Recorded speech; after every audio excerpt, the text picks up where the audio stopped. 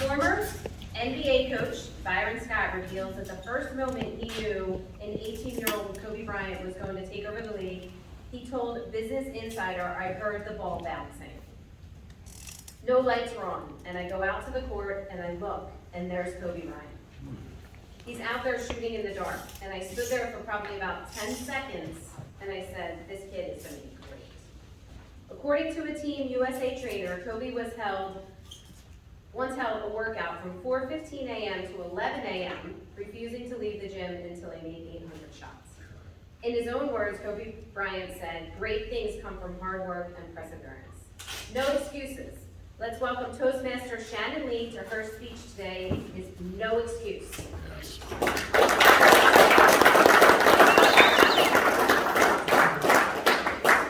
Good morning. Good morning. All right, so hopefully we'll have a good Friday. All right, can someone tell me what excuse means? What? Excuse, what excuse means? What excuse means? It's a cop-out. It's a negative or positive word? Negative? Negative. Not negative? Negative. That's in this dictionary. Apologizing for a negative thing. A reason offered for not having done something. That's all correct. From the attorney. Well, in my understanding that it can be positive or negative. It depends on your patient or situation. For example, for ladies, when your husband asks you, "What do you do on Thursday night?" And you're supposed to make dinners for the whole family. You promised. And what will you say? Because you went out with your high school sweetheart who just visited here from Paris and invited you for dinner. So then, and you told your husband that you met a girlfriend who visited you from Paris. And you said to him that, "Well, I know you wouldn't like to join the girls' night, right?" And so for guys, gentlemen, guys, when you try to tell your wife, your girlfriend, that sometimes when your wife says, "Honey, I really want to buy a signature design diamonds. And I remember you promised me 25 years ago when we got married, you would buy me a bigger diamond. Look, the diamond I have on my finger is small, not only small, but also fitted. It is something I should be getting, and which you promised me." Well, you are as a husband, and you say, "Baby, I know. The things, I know I would buy anything that make you happy. But in your heart, you know that you may get laid out maybe the next 2 or 3 weeks. Or you don't think that it's worth for you to spend $50,000 buy the bigger diamonds. And you say to her that, "Yeah, let's wait until the big sales coming, maybe Christmas or New Year's.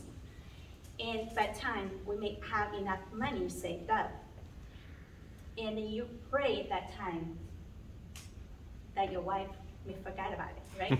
So, now, that's good, positive excuses when I understand the way you don't want to really hurt other people's feelings.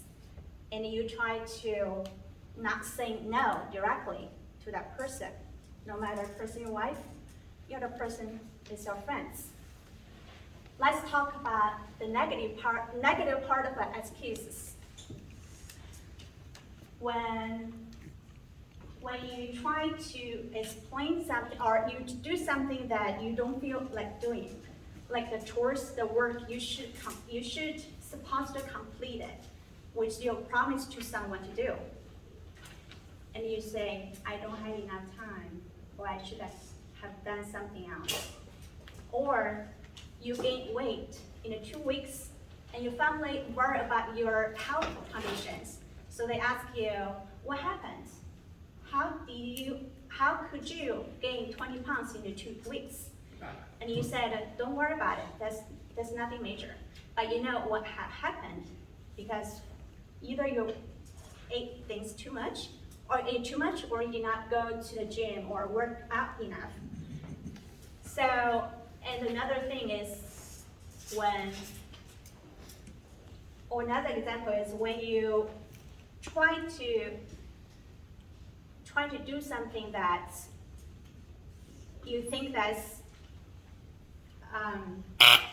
when you try to do something that to not getting blamed by other people, like myself, when the time I don't feel like doing something, or keep doing on my dreams, and I feel lazy. Every time I will blame on my dad, who was named as the laziest person in the world, according to my mom.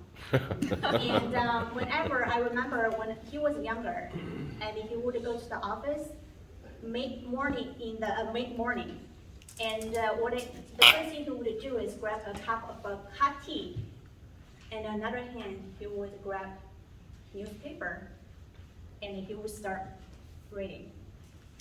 And you may ask, was he supposed to work? That's correct. But majority of time, when I thought about it, it's probably his work. It was easy for him, so you could finish very fast. And towards the noontime, you would take lunch earlier, and it took a long time to came back and finish work about 3 p.m. and he's gone and ready to leave. And I thought my father was a king. I grew up because he did not do the things that he did not want to do. He did not do the chores. He did not do the chores. Did not cook. And my mom opposite. She would do all the chores, and she even got a second job in order to make more money to support the family. So in my mom's word, that the people like my father has good life, and I had because he was born smart, and he was born who had the good karma towards his life because he had a good job and he did not put in the work. So as you can imagine, whenever I succeed or make some progress in my life, and I would relate to my mother, right? And whenever I feel lazy and fell into my comfort zone, I would relate to my dad. So, like Jim Rohn once said, if you really want to do something, you will find a way. If you don't, you will find an excuse. No matter what you choose to do in your life, take a full responsibilities, because you are the only reason why who you become who you are today. So just make sure, no excuses, and keep going in your life. Thank you.